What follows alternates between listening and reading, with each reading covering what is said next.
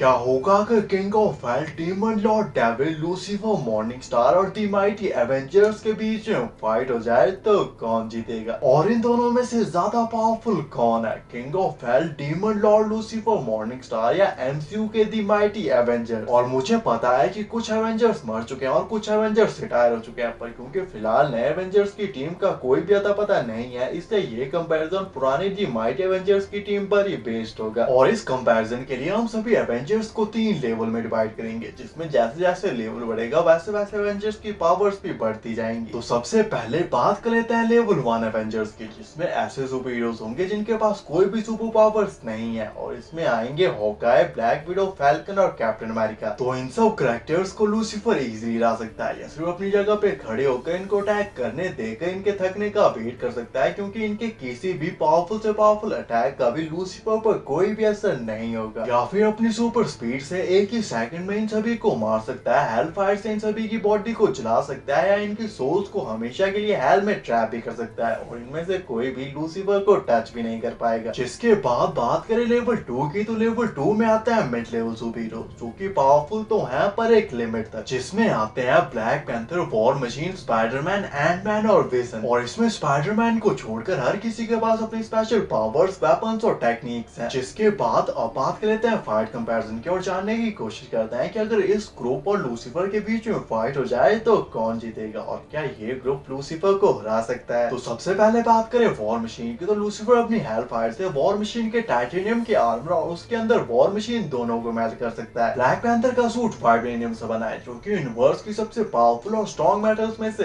एक है, पर इतनी भी नहीं कि वो लूसीफर की हेल फायर और सुपर पावरफुल अटैक्स को सर्वाइव कर पाए। और स्पाइडरमैन को शायद लूसीफर एक कीड़ा मकोड़ा समझ के छोड़ दे। जिसके बाद बात करें एंटमैन की, तो एंटमैन के पास अटैक करने के 2 तरीके हैं, या तो अपने साइज को छोटा करके या अपने साइज को बड़ा करके एक जायंट बनकर। पर इन दोनों ही चीजों से एंटमैन लूसीफर की पावर, स्किल्स और स्पीड को मैच नहीं कर सकता। पर ऐसा हो सकता है कि लूसीफर एंटमैन को ना मारे, बल्कि एक जगह नीचे बैठ के शो एंजॉय करे, क्योंकि उसको बिल्कुल भी आइडिया नहीं था कि डीमंस के अलावा ह्यूमंस भी अपने साइज को छोटा या बड़ा कर सकते हैं। और लूसीफर को मारना या हार्म करना सिर्फ हेल या हेवन के वेपन से ही पॉसिबल है, और क्योंकि इन चारों के पास हेल या हेवन के वेपन्स नहीं है, इसलिए ये चाहे जो भी कर ले, ये चारों ही लूसीफर की बॉडी पर एक खरोच तक नहीं मार पाएंगे। और क्योंकि at the end of the day ये चारों भी सिर्फ सुपर पावर्स वाले नॉर्मल ह्यूमंस ही हैं, इसलिए लूसीफर जो अपने थॉट्स से इनकी सोल्स को अब्सॉर्ब या हमेशा के लिए हेल में ट्रैप भी कर सकता है, और ये चारों कुछ भी नहीं कर पाएंगे। हाँ, शायद थोड़ी सी फाइट हमें विजन के केस में देखने को मिल सकती है, क्योंकि वो एक ह्यूमन है बल्कि एक एआई रोबोट है, जिसकी बॉडी वाइब्रेनियम से बनी है, जो कि यूनिवर्स की सबसे पावरफुल और स्ट्रॉन्ग मेटल है, और उसके माथे पर एक इन्फिनिटी स्टोन भी है। और अगर माइंड स्टोन के साथ अल्ट्रॉन उसकी बॉडी को व्हाट इफ की तरह टेक ओवर कर लेता तो मजा ही आ जाता। तो विजन के साथ लूसीफर की फाइट थोड़ी सी इंटरेस्टिंग होगी, क्योंकि लेवल 1 और लेवल 2 के सुपर हीरोज के साथ फाइट करने के बाद ये पहली बार होगा जब लूसीफर को अपनी जगह से हिलना पड़ेगा, क्योंकि बाकी एवेंजर्स को तो लूसीफर सिर्फ अपनी जगह से खड़े होकर हेल फायर से जला सकता है, या उनकी सोल को अब्सॉर्ब या हेल में हमेशा के लिए ट्रैप भी कर सकता है। पर विजन के पास ना ही सोल है, ना ही उसकी वाइब्रेनियम की बॉडी लूसीफर की हेल फायर से जल पाएगी। और लूसीफर को एटलीस्ट इस फाइट में पहली बार ये सोचना पड़ेगा कि आखिर हो क्या रहा है, मेरी पावर्स ठीक से काम नहीं कर रही, या विजन कोई एंजल है। पर at the end of the day ये सब कुछ भी जब तभी तक चलेगा जब तक लूसीफर को ये पता नहीं चल जाता कि विजन एक एआई रोबोट है, जिसके बाद फाइट पूरी तरह से लूसीफर के कंट्रोल में होगी। और क्योंकि विजन के पास भी कोई भी हेल या हेवन की वेपन नहीं है, और एमसीयू ने अभी तक ये कंफर्म नहीं किया है कि इन्फिनिटी स्टोन्स गॉड्स ने बनाए थे, इसलिए विजन भी अपने सुपर पावरफुल अटैक से लूसीफर की बॉडी पर एक खरोच तक नहीं मार पाएगा। और लूसीफर विजन को हराकर इस फाइट का भी एक अल्टीमेट विनर होगा, और इस तरह से लेवल 2 का भी कोई भी एवेंजर लूसीफर को नहीं हरा पाएगा। और अब फाइनली बात करते हैं लेवल 3 सुपर हीरोज की, जिसमें एमसीयू के सबसे स्ट्रॉन्ग और पावरफुल एवेंजर्स होंगे, और इसमें आते हैं Hulk, iron man, captain Marvel, doctor strange, Scarlet Witch और थॉर। तो सबसे पहले बात करें हल्क की, तो एमसीयू ने हल्क का मजाक बनाकर रख दिया, जहां एक ही सीन में हल्क बहुत ही ज्यादा स्ट्रॉन्ग और पावरफुल होता है, वहीं दूसरे सीन में किसी को स्ट्रॉन्ग और पावरफुल दिखाने के लिए उससे हल्क को पिटवा देते हैं। और क्योंकि हम कॉमिक्स की नहीं बल्कि सिनेमैटिक यूनिवर्स की बात कर रहे हैं, इसलिए इस वाले हल्क को लूसीफर इजीली हरा सकता है। बात करें आयरन मैन की, तो आयरन मैन हम सबका फेवरेट है, पर लूसीफर अपनी हेल फायर से आयरन मैन के भी गोल्ड और टाइटेनियम से बने हुए आर्मर को मैच कर सकता है, और टोनी बगैर अपने आर्मर के कुछ भी नहीं है। कैप्टन मार्वल पावरफुल तो बहुत है, पर उसे वो अपनी पावर से यूनिवर्स को प्रोटेक्ट करते हैं, जबकि लूसीफर अपने एक सुपर पावरफुल अटैक से उस पूरे के पूरे यूनिवर्स को डिस्ट्रॉय भी कर सकता है। जिसके पास स्कारलेट विच और डॉक्टर स्ट्रेंज बहुत ही स्ट्रॉन्ग और पावरफुल मैजिक यूजर्स हैं, पर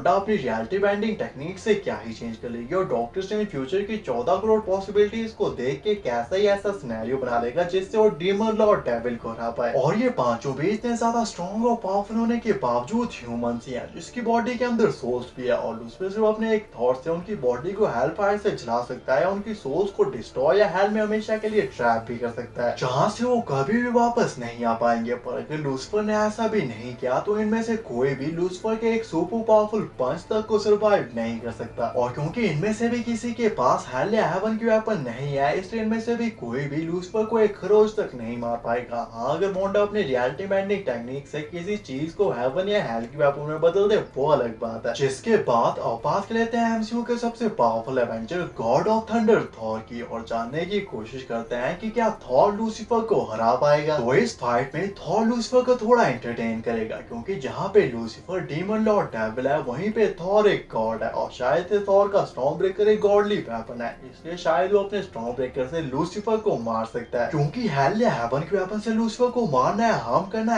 एक्चुअली पॉसिबल है और थॉर का स्टॉर्म ब्रेकर इमॉर्टल बीइंग्स को भी किल कर सकता है, इसलिए स्टॉर्म ब्रेकर लूसिफर को मार सकता है, राइट। तो वेल तुम सही हो पर पूरी तरह से नहीं, क्योंकि हेल या हेवन की वेपन से लूसिफर मर सकता है पर हिट कनेक्ट भी होनी चाहिए और फिलहाल एमसीयू का थॉर जिस लेवल पर है वो लूसिफर की स्पीड तक को मैच नहीं कर सकता और साथ ही लूसिफर टाइम को भी फ्रीज कर सकता है क्योंकि उसके लिए इस फाइट में एक बहुत ही बड़ी एडवांटेज होगी और सिर्फ एक पावर कंपैरिजन के लिए जहाँ पे थॉर अपने सुपर पावरफुल अटैक से एक प्लैनेट को डिस्ट्रॉय कर सकता है वहीं पे लूसिफर उस प्लैनेट के साथ पूरी की पूरी गैलेक्सी और यूनिवर्स तक को डिस्ट्रॉय कर सकता है। और एटलीस्ट फिलहाल इन दोनों की पावर लेवल में बहुत ही ज्यादा डिफरेंस है और जब तक एमसीयू का थॉर फ्यूचर के किसी इवेंट में ओडिन फोर्स से किसी दूसरी पावर को अनलॉक नहीं कर लेता, फाइट चाहे एक बार हो या 1000 बार, एमसीयू का थॉर लूसिफर को टच भी नहीं कर पाएगा। और क्योंकि न्यूट्रॉन स्टार की कॉन्सेंट्रेटेड एनर्जी बीम से थॉर मरा तो नहीं था पर एटलीस्ट बेहोश तो हो ही गया था, इसलिए लूसिफर की हेलफायर से भी थॉर मरेगा तो नहीं पर एटलीस्ट कमजोर, हार्म या बेहोश तो हो ही सकता है। और एटलीस्ट फिलहाल के लिए एवेंजर्स और लूसिफर की इस फाइट में लूसिफर इस फाइट का एक अल्टीमेट विनर होगा जो कि अनस्टॉपेबल होगा और कोई भी एवेंजर लूसिफर के आगे 2 मिनट भी नहीं टिक पाएगा। बाकी तुम्हें क्या लगता है, ऐसा कौन सा एवेंजर, सुपर हीरो या सुपर विलन है जो लूसिफर को एक अच्छी फाइट तक दे सकता है और नेक्स्ट वीडियो किस टॉपिक को बनानी चाहिए कमेंट करके जरूर बताना। ऐसे अमेजिंग वीडियोस के लिए चैनल को सब्सक्राइब करना एंड थैंक्स फॉर वॉचिंग।